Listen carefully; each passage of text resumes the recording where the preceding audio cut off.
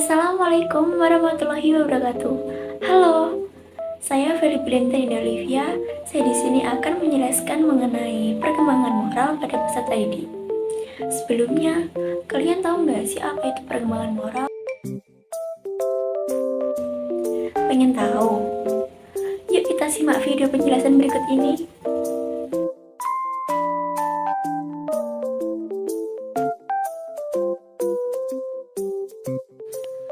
Perkembangan moral merupakan pengetahuan atau wawasan yang menyangkut budi pekerti manusia yang beradab.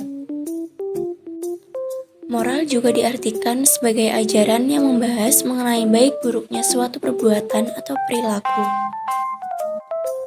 Berdasarkan asal-usul katanya, moral berasal dari kata mores atau bahasa Latin yang artinya aturan kesusilaan, atau dengan kata lain merupakan suatu istilah yang digunakan untuk menentukan batasan-batasan dari sifat, kehendak, pendapat, atau batasan mengenai suatu perbuatan atau perilaku yang secara layak dapat dikatakan kebenarannya serta kesalahannya. Selanjutnya, ada tahap-tahap perkembangan moral. Adapun tahap-tahap perkembangan moral yang sangat terkenal adalah yang dikemukakan oleh Lawrence Kohlberg. Tahap-tahap perkembangan moral tersebut yaitu: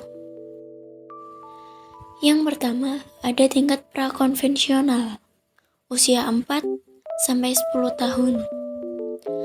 Tahap perkembangan moral yang aturan-aturan dan ungkapan-ungkapan moral masih ditafsirkan oleh individu atau anak berdasarkan akibat fisik yang akan diterimanya, baik itu berupa sesuatu yang menyakitkan atau kenikmatan. Pada tingkat ini, terdapat dua tahap, yaitu tahap orientasi hukuman dan kepatuhan serta orientasi relativitas instrumental. Yang kedua, ada tingkat konvensional, usia 10-13 tahun. Tahap perkembangan moral yang aturan-aturan dan ungkapan-ungkapan moral dipatuhi atas dasar menuruti harapan keluarga, kelompok, atau masyarakat. Pada tingkat ini, terdapat juga dua tahap, yaitu tahap orientasi kesepakatan antara pribadi atau disebut orientasi anak manis, serta tahap orientasi hukum atau ketertiban. Dan yang terakhir adalah pasca konvensional, usia 13 tahun ke atas. Tahap perkembangan moral yang aturan-aturan dan ungkapan-ungkapan moral dirumuskan secara jelas berdasarkan nilai-nilai dan prinsip moral yang memiliki keabsahan dan dapat diterapkan. Hal ini terlepas dari otoritas kelompok atau orang yang berpegangan pada prinsip tersebut, dan terlepas pula dari identifikasi diri dengan kelompok tersebut.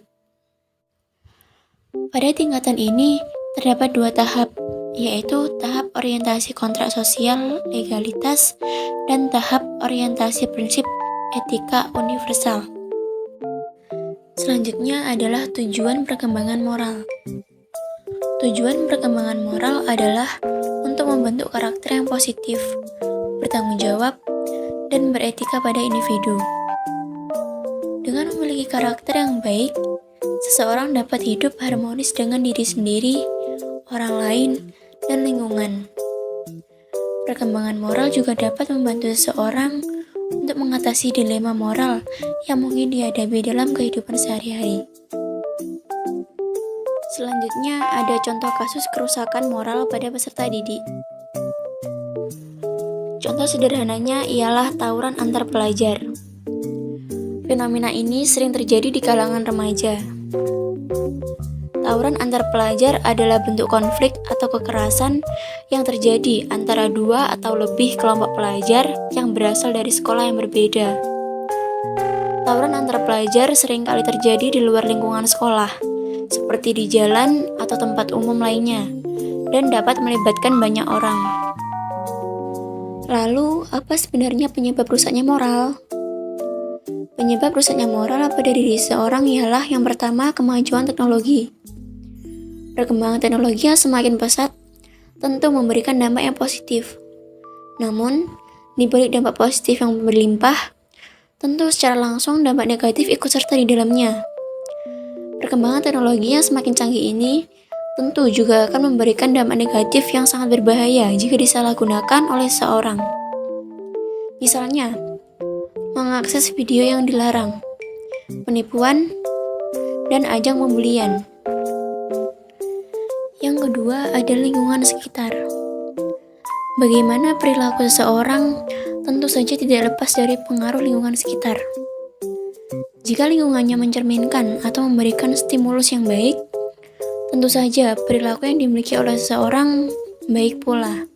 Begitu juga sebaliknya. Karena apa yang dilakukan oleh seseorang sebagian besar berasal dari apa yang diterimanya. Kemudian, bagaimana cara mengatasi moral yang sudah rusak dan meningkatkan moral menjadi lebih baik?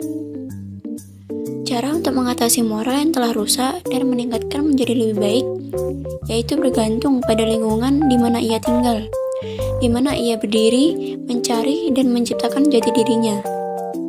Hal tersebut melibatkan lingkungan keluarga, lingkungan sekolah, dan lingkungan masyarakat. Peran keluarga sangat penting dalam pembentukan karakter dan akhlak seseorang. Peran yang paling utamanya ialah mengenalkan pendidikan agama sejak kecil, agar seseorang mampu memiliki perilaku atau akhlak yang sesuai dengan apa yang diajarkan oleh agama yang dianutnya. Hal berikutnya ialah menyangkut perhatian orang tua. Perhatian yang diberikan kepada anak haruslah maksimal, karena banyak kasus yang menyebabkan buruknya sikap atau perilaku anak karena kurangnya perhatian penuh dari orang tua. Memperluas wawasan dan pengetahuan akan sangat berguna dan memberikan sejuta manfaat agar dapat menyaring pengaruh buruk dari lingkungan sekitarnya. Jika seorang memiliki wawasan yang luas atau pengetahuan yang lebih mengenai berbagai hal, tentu saja akan menjadikan seseorang menjadi lebih baik dan mampu membatasi dirinya terhadap hal-hal yang dianggap kurang baik. Lingkungan masyarakat juga sangat mempengaruhi. Artinya, apa yang terjadi dalam ruang lingkup sekitarnya, maka seperti itu pula karakter atau perilaku seseorang akan terbentuk. Maka, dalam lingkungan sekitar, kita harus mampu memilah hal-hal yang baik bagi diri kita dalam pergaulan atau berinteraksi dengan dunia sekitar.